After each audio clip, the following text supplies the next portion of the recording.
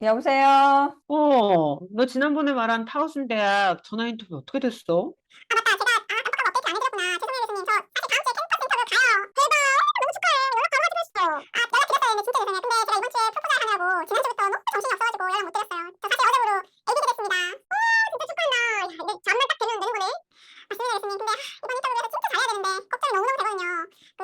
사람들 만나는 이야기에 대해서 계속 하고 있었으니까 이제 서치 커미티, 학과장, 그리고 단과대 학장, 부학장 이런 그 높은 분들을 이제 만나는 그런 자리에 대해서도 얘기를 계속해 볼까 합니다. 근데 일단 설치 커미티는 인터뷰 내내 가장 많이 얘기를 하고 시간을 보내는 사람들이죠. 그 사람들이 이제 인바이트를 했으니까 그래서 그분들이 이제 책임을 가지고 이제 돌아가면서 이제 오면 캔디데이트를 잘 챙겨줬던 것 같아요. 근데 사실 이 사람들의 평가 가장 중요하고요.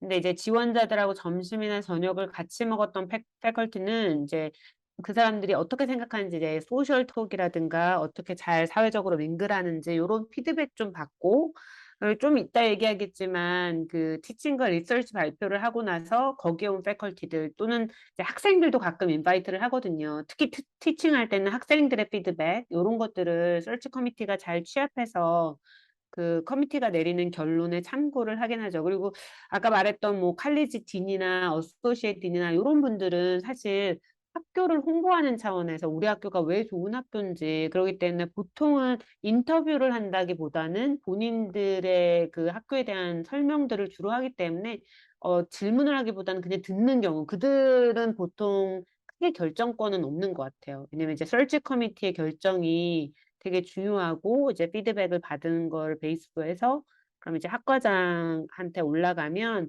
이제 큰 이견이 없는 한, 뭐, 칼리지 딘이 만나고 났더니 이 사람 진짜 아닌 것 같아. 이런 정도만 아니면 웬만하면, 다 이제 설치 커미티의 결정에 다 따르는 편이고요. 그래서 과에서 올라오는 탑 초이스를 저희도 진짜 적극적으로 수렴하는 편이죠. 대부분은 사람들 보는 눈이 이제 비슷비슷한지라 이렇게 서치 과정에서 크게든 적게든 이렇게 참여한 그 패컬티들 의견을 이렇게 모아보면 다 비슷했던 것 같아요. 그래서 근데 이제 가끔 서치 커미티 내에서 의견 수렴이 좀 안 될 때가 있기도 하죠. 그럴 때는 어떤 식으로 결론이 나는지 사실 저는 직접적인 경험이 없어서 이렇게 100% 이거다라고 말씀은 못 드리지만 이제 건너 이제 어깨동무로 들은 바로는 그쪽 분야의 전공자의 의견을 가장 존중해 주는 편이고 사실 뭐 실력이 비슷비슷하게 좋은 두 명의 이제 최종 지원자들 중에 한 명을 이제 뽑아야 된다. 탑 초이스를 일단은 정해야 된다. 이럴 경우에는 그 기존에 우리 이 패컬티들랑 가장 잘 어울리는 사람, 합이 잘 맞는 사람을 뽑고 싶어 해요. 그래서 인터뷰 다녀보신 분들은 공감하시겠지만 학교를 가서 사람들을 만나보고 패컬티끼리의 인터랙션을 보면 대충 이 과의 분위기 그리고 학교의 분위기가 어떤지 딱 바로 감이 옵니다. 제가 예전에 인터뷰했던 학교 하나가 기억에 남아 있는데 무슨 일이 있었냐면 제가 지원자잖아요. 근데 저를 앞에 두고 그 자리에 있지 않은 패컬티들 뒷담화를 하더라고요.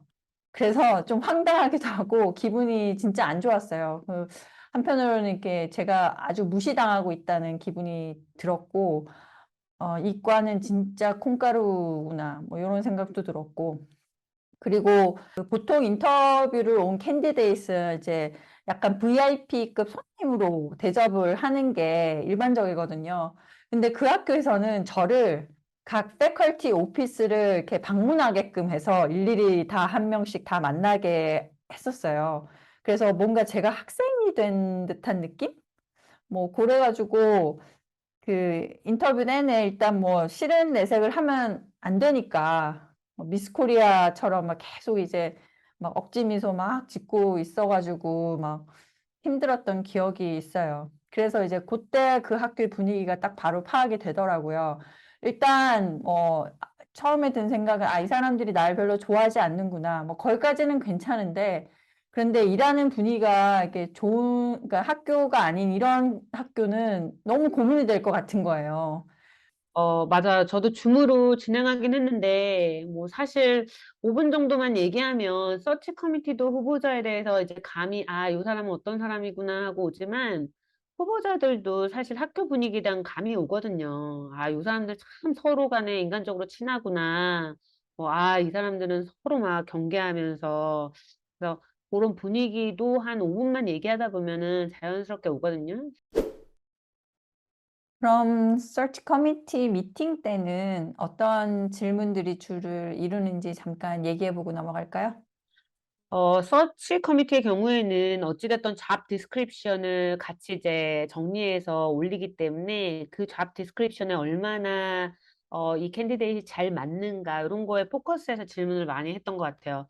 뭐 그전에도 간단하게 물어보긴 했는데 제 방송 경험과 그전 학교에서 이제 가르쳤던 부분 그리고 그런 것들이 이제 텍사스 주립대학에 어떻게 도움을 줄 수 있는지 그러니까 예전에 뭐 첫 번째 라운드에서 질문했던 거를 좀 더 깊이 들어가는 느낌? 그리고 제가 개인적으로 교수로서 가지고 있는 비전이 뭔가, 그리고 리서치에 대해서도 좀 더 물어보고, 조금 더 이렇게 예전에 좀 피상적으로 물어봤다고 생각하면 거기에 지금 팔로업으로 질문을 좀 더 깊게 물어봤던 것 같아요. 또 아니면 이그샘플을 좀 쉐어해 달라라든가, 뭐, 요렇게 대처했던 경험이 있는가 없는가, 이런 것도. 그래서 또 티칭과 리서치를 연결해서 제가 가지고 있는 그런 비전과 계획, 이런 것들도 많이 물어봤던 것 같아요. 그리고 그 체어랑 학장, 부학장 요런 분들 만날 때도 사실 search committee가 이제 질문하는 것들이랑 이렇게 겹치는, 이렇게 반복되는 질문들이 제법 있잖아요.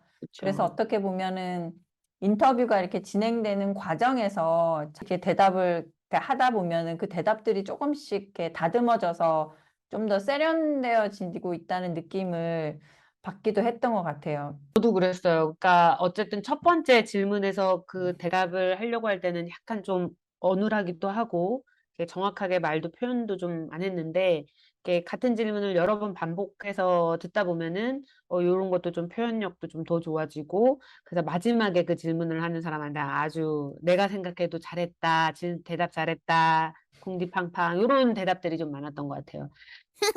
그리고 사실 그러니까 학과장이나 그런 학장님, 부학장님들은 이제 과의 이 캔디데이트만 보는 게 아니라 전체적으로 이 캔디데이트이 들어와서 우리 과가 가고자 하는 방향과 이 친구 방향에 이 친구가 도움을 줄 것인지 이렇게 약간 큰 그림을 보는 사람들이잖아요. 그래서 요런 것들을 좀 같이 일하는데 큰 문제가 있을지 없을지 아니면 아까 전에 홍김이 말한 것처럼 스트래티지 플랜을 각과나 그 프로그램들이 많이 갖고 있는데 그런 거에 크게 컨트리뷰션 할 수 있는지 그런 걸 좀 보려고 했던 것 같기도 해요.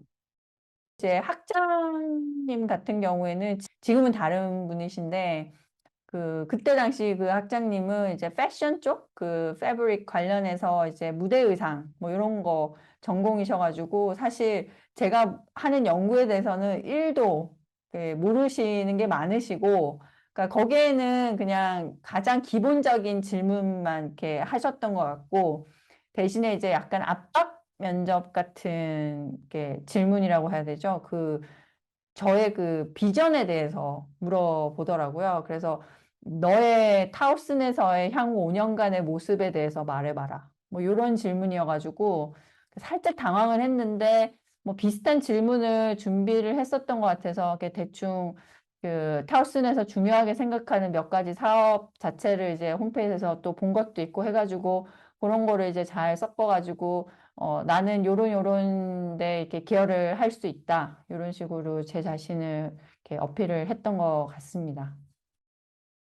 이게 사실 이제 부학장님이나 학장님 그런 부분들은 저희가 이제 흔히 애드민이라고 부르는데 그 위에서 이제 관리하시는 관리자분들이시죠. 우리 회사로 따지면 임원. 그러니까 이런 분들은 사실 이 캔디데이트한테 특별하게 뭐 연구나 티칭 이런 거에 대한 그 마이크로한 질문보다는 아까 말했듯이 우리 학교가 왜 좋은지, 그리고 우리 학교가 나가고자 하는 방향이 뭔지, 이런 걸 좀 설명하는 게 좀 더 많았던 것 같아요. 그래서 내가 구체적으로 질문을 하고 답변하고 이렇게 하는 것보다는 주로 듣는 편이고, 보통 맨 끝에 질문하고 싶은 거, 저희 애드민 중에 한 분은 정말 랩을 하시더라고요. 그래서 내가 얘기를 듣다가 한참 웃었어요. 그랬더니 갑자기 얘기를 하다가 중간에 멈추면서 왜 웃냐 해서 아, 나 지금 래퍼를 보는 거 같아. 진짜 그렇게 말했어요? 네, 여기 텍사스 주립대학에 계신 분인데 사실은 저는 이제 인터뷰를 준비할 때 꼼꼼하게 그분들의 소셜 미디어까지 다 보는 편이거든요. 사실 준비는 좀 철저히 하는 편인데 유튜브까지 다 봤어요. 깜짝 놀랐죠. 아니, 나의 그 숨어있는 유튜브도 봤냐. 근데 그 래퍼 같은 분은 진짜 유튜브에서도 래퍼 같더라고요. 그래가지고, 아니, 내가 안 그래도 봤는데, 아니, 너의 딕션이 너무 좋아서 랩인데 굉장히 빠르지만 쏙쏙 들어온다. 그랬더니, 이게 놀리는 건가? 아니면 칭찬인가? 하시면서 커뮤니케이션 필드에서 이렇게 자기한테 이렇게 랩을 하고 딕션이 좋다 그러니까 자기 되게 기분이 좋다 이러시더라고요.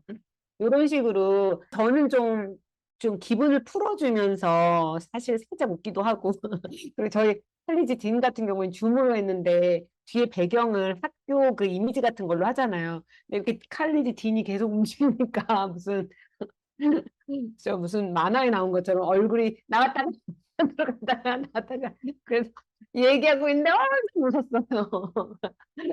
그러면서 네가 지금 너무 웃긴다. 그랬더니 켈리디 딘이 아니 이렇게 딘한테 막말하는 사람은 네가 처음이야 이러면서 잡 오퍼를 주더라고요. 아무튼 이렇게 너무 딱딱한 분위기에서 굳어 있을 필요는 없는 것 같아요. 근데 맨 끝에 질문하고 싶은 걸 하라고 하죠. 그때 이제 사실 다른 이제 카드 돌려막기처럼 내가 다른 교수님한테 질문했던 거를 이분한테 답도 알아요.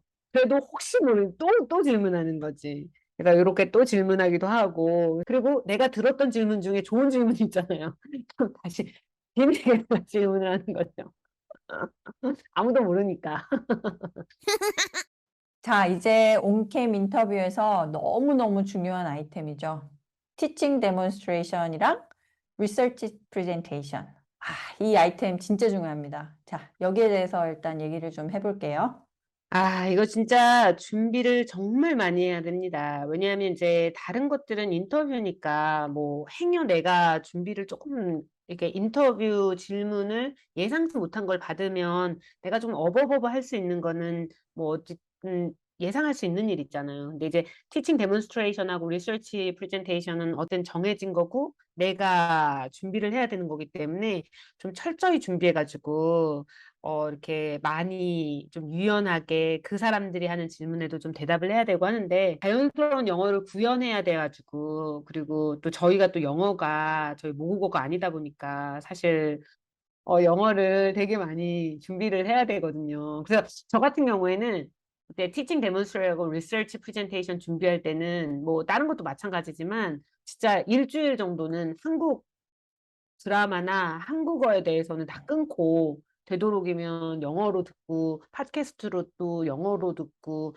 그냥 혼자 소개말도 영어로 하면서 좀 준비를 좀 많이 했던 것 같아요. 근데 아무튼 이 티칭 데몬스트레이션과 리서치 프레젠테이션은 진짜 내가 얼마나 준비하는가 그리고 얼마나 연습했는가에 따라서 결판이 나거든요. 네, 정확합니다. 리서치 프레젠테이션의 경우에는 언제나 그 주도권을 그 지원자가 쥐고 있어야 되거든요. 그래서 어떤 질문이 들어와도 자신감 있게 그리고 질문한 사람의 마음이 상하지 않는 선에서 이렇게 잘 대답을 해야 합니다. 왜냐하면 리서치 프레젠테이션 같은 경우에는 들어오는 패컬티들이 모두 다 뭐 나랑 비슷한 연구를 하는 사람들이 아닌 경우가 더 많아요.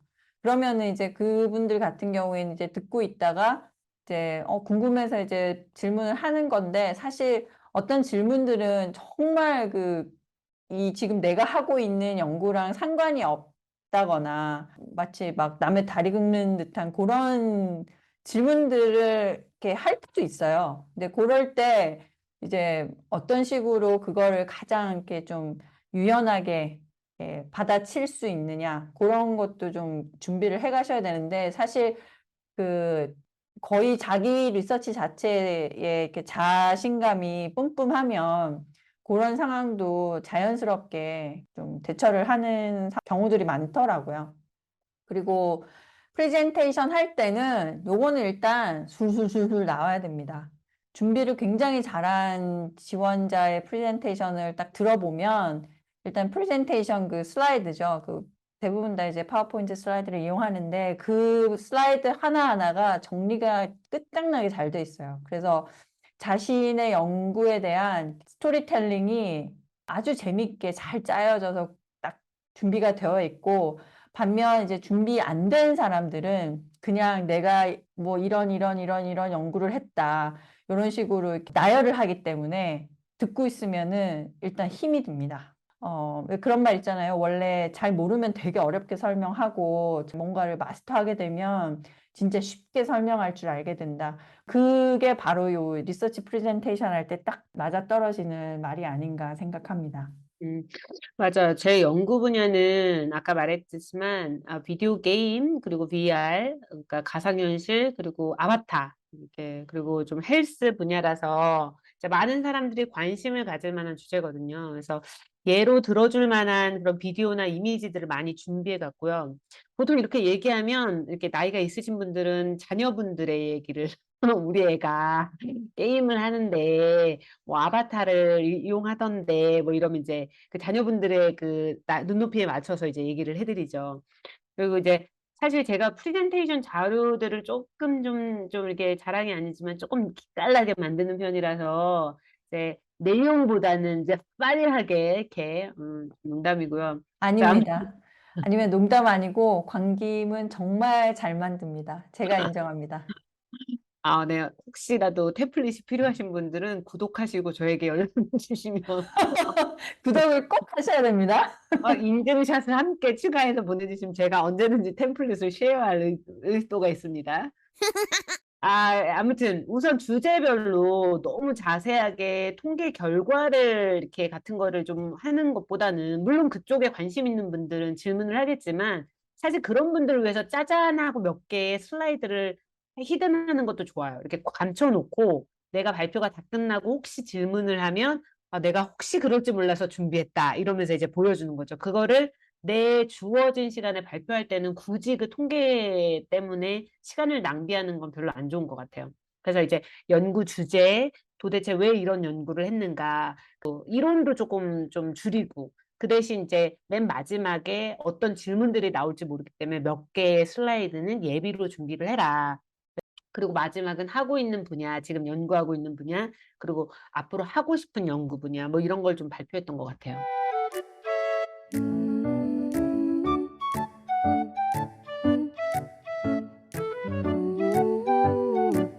김 교수들의 시시콜콜